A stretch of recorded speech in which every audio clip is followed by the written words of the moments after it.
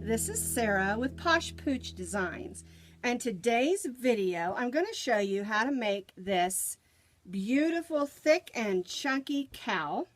It can be made as a scarf or as a cowl. Both ways work beautifully, and it's a nice big super cowl, chunky, soft cowl, and I'm calling it Fall into Winter Cowl. And the reason is it's a great transitional cowl. It's warm but not too heavy. It's very stylish, and you can wear it from fall through winter and even through early spring. And it's one of my newest designs, and it's a big, thick and chunky cowl. It measures 10 inches across and 70 inches long. So what you're going to need is you're going to need 3 big O buttons. They're about 1.5 inches. You can use up to a 3-inch button if you want to. These buttons don't button through. We sew them through, and that's what holds the ends together. But we'll talk about that more later. So what you're going to need is you're going to need 3 skeins, or about 10 ounces, of Hometown USA. It's a chunky number 6. And that's what we did our variegated with here. I'm going to be doing our demonstration with this sort of charcoal gray. Let's see, it's called Anchorage Ice. What a great name. Anyway, I'm going to be using this for the variegated portions. And then we used Bernat Softy Chunky. It's also a 6 for the solid. And the reason I chose these 2 particular yarns is this has a wonderful sheen to it. But the Bernat has like a nice soft velvety effect, and I thought it was a good contrast. And some reason their colors look really great together. So this is what we're going to be using for our demonstration today. Now you're also going to need your scissors, and you're going to need a end hook that is a 9mm. That's upside down. Now there's 2 end hooks, and this one is by Boy. I added this polymer clay end to it because I like a chunky hook on the end there, or handle on the end of my hook. But you can see it's a 9mm end. You're also going to need a needle with a great big eye. And if you have trouble finding these great big needles, check over in your fabrics department for tapestry needles. I have found that if I buy them in the fabric department, they seem like you're a little bit cheaper than buy the yarn. And that's just at Hobby Lobby that I have found that. So that's what you need: scissors, your hook, and your yarns, and a needle. Now this pattern is a free pattern on my blog, and so I will put that link in the comments. So take a few minutes, gather your supplies, and we'll get started. So to get started, we're going to begin with our solid yarn, and I'm using this white Bernat, like I said, for my solid yarn. Now, for the notes, chain 3 at the end of rows counts as a double crochet. But when changing colors, like when we change from the solid to the variegated, make sure that you do your chain 3 after you change your color, or you end up with your chain 3 the wrong color. Now we're going to make 150 front or foundation double crochet stitches. And I'm going to show you how to do that. I will not be doing 150, but I will show you all the stitches and techniques you need to make this cowl. So put your slip stitch on your hook and chain 4. 1, 2, 3, 4. To make a foundation double crochet, you're going to yarn over your hook. You're going to go in that 4th chain from the hook. 1, 2, 3, 4. Go in there, pull up a loop. You'll have 3 stitches, or 3 loops I should say, on your hook. You're going to yarn over and only go through that first loop. That creates a chain for us to work in on our next stitch. Now we're going to go over our hook again, go through the first 2 loops, yarn over and go through the second 2 loops, and that's 1 foundation double crochet. Now to continue on that, we're going to yarn over and we're going to go in that first stitch that we made pull a loop up, yarn over, go through the first loop, yarn over, go through the second two, yarn over, go through the last two. And this is creating our chains and our double crochet at the same time. Now, if you do not want to do it this way, you can chain 150 double crochets. You can chain 150 chains and then double crochet in each of those 150 chains. I like to start with the foundation double crochet instead because it gives me a nice stretchy edge. When I'm making a cowl or something that I'm going to wear I'm going to put around my neck or something that I want it to have just a little bit of give or stretch, I try to go with the foundation double crochet. So let me make a few more just so you can see how to do that. Yarn over. We're going to go through that first chain that we made. Pull a loop through. Yarn over. Go through just the first loop. Yarn over, go through the second two, yarn over, go through the third two. Another reason that I like to do a foundation double crochet is that it's a lot easier to count how many stitches I've made opposed to chaining, making sure I've chained enough. And I also really like the way that it looks.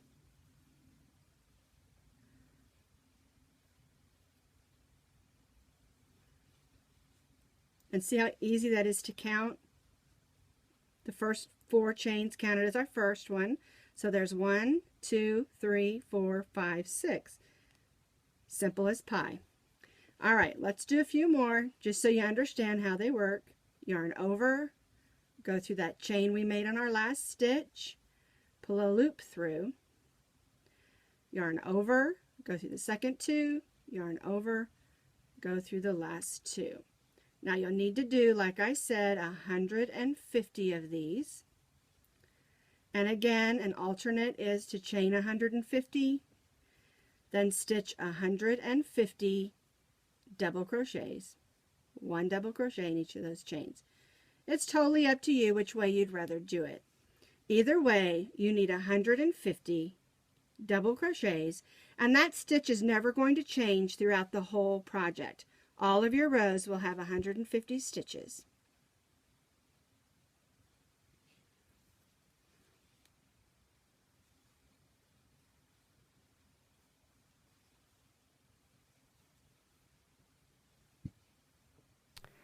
So now I have made 21 foundation double crochets. Now you need to make 150.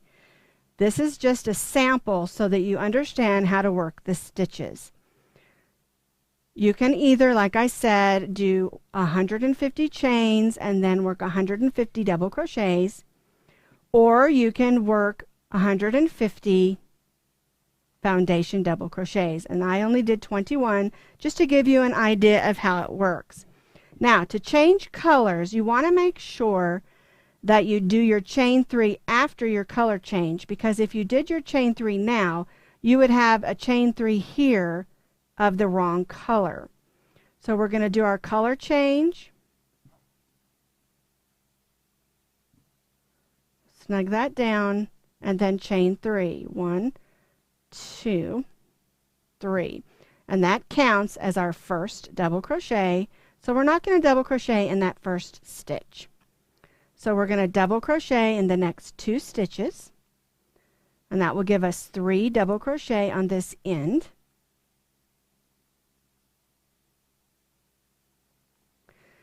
And for row 2, the pattern that we're going to follow is chain 1, skip 1 double crochet, and then double crochet in the next 2 stitches.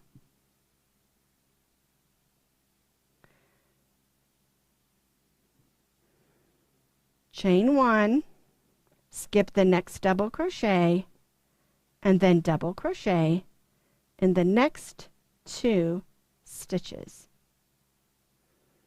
And we'll repeat this all the way across until we reach those last 3 double crochets, and then we'll stitch 3 double crochets, 1 in each of the last 3 stitches. And you'll do this all the way across 150 stitches. But I think you'll find with this chunky yarn, it will go really fast. You can see here's our first 3, chain 1, skip 1, 2 double crochets, chain 1, skip 1, 2 double crochets all across here. That's one of the reasons I totally love working with chunky yarns, because you can make a beautiful scarf, cowl, hat, blanket, bag, anything using chunky yarns, and it goes really fast. And I just love the way it looks. Now we're to the last 3 stitches.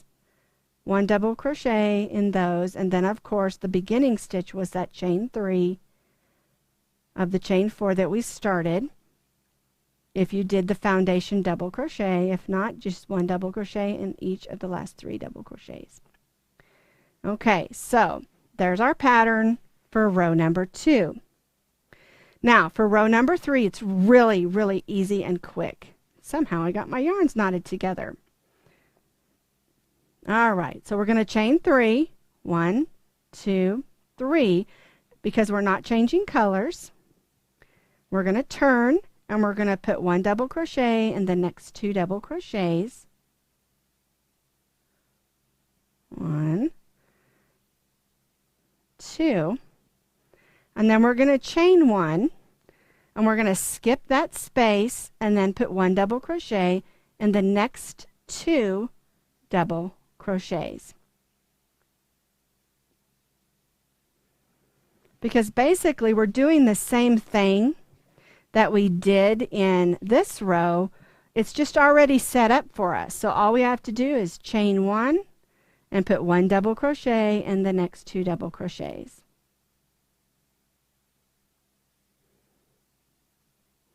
Chain 1, and again you'll do this all the way across for 150 stitches. Because see, although it looks like I'm stitching this way, the pattern actually goes this way. It kind of looks like a piano, doesn't it? What a cute idea. Because of the long rows. Here's the foundation chain, and then we did 2 rows of chain 2, chain 2, 2 double crochets, chain 1, 2 double crochets, chain 1, and we did that for 2 rows. And it makes a really interesting and easy pattern.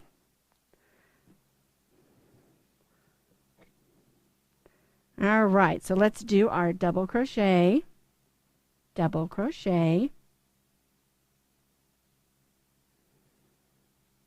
chain 1,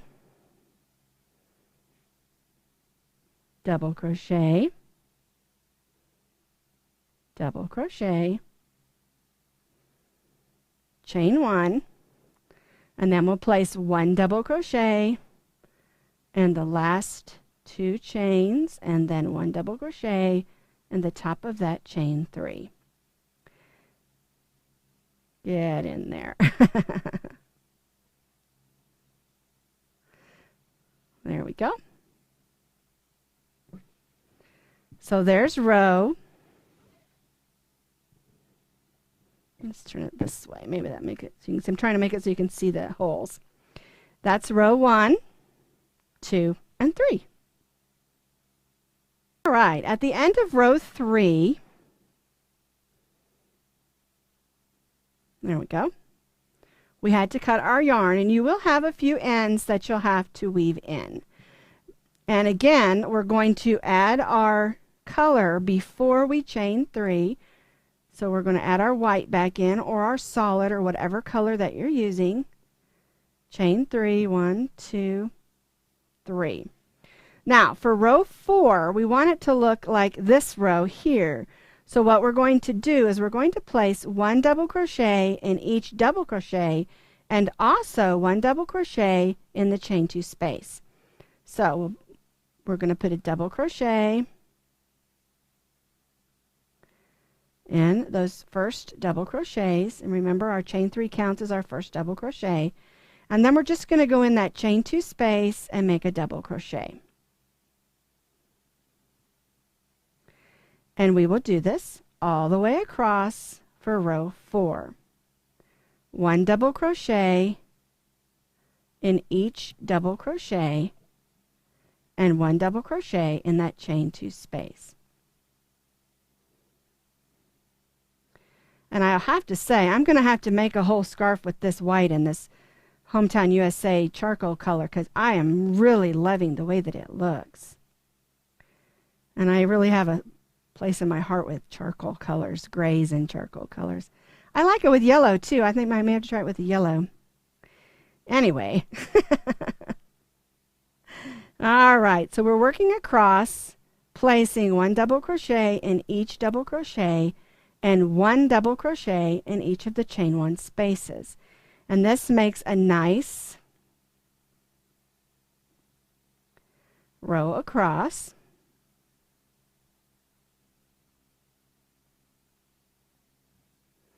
And if you've ever worked with this Bernat Softy chunky yarn, it is one of the softest, almost like a velvety soft, but not quite as thick as, say, like a velvety Chanel would be. It's just a really great yarn. See how we have the 2 rows? I need to do 1 more double crochet in the top of that chain 3. And we're going to chain 3, 1, 2, 3. We're going to turn our work, and then we're going to place 1 double crochet in each double crochet across.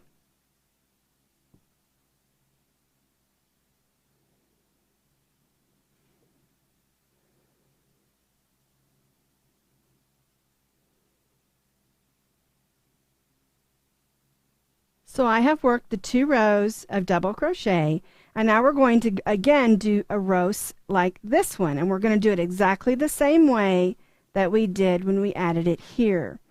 So we're going to join our yarn. We're going to chain 3, 1, 2, 3, and then we're going to place 1 double crochet in the next 2 stitches for a total of 3 because our chain 3 counts as our first double crochet. And then we're going to repeat what we did on this row. We chained 1, we skipped the next double crochet, and then we double crocheted in the next 2 stitches.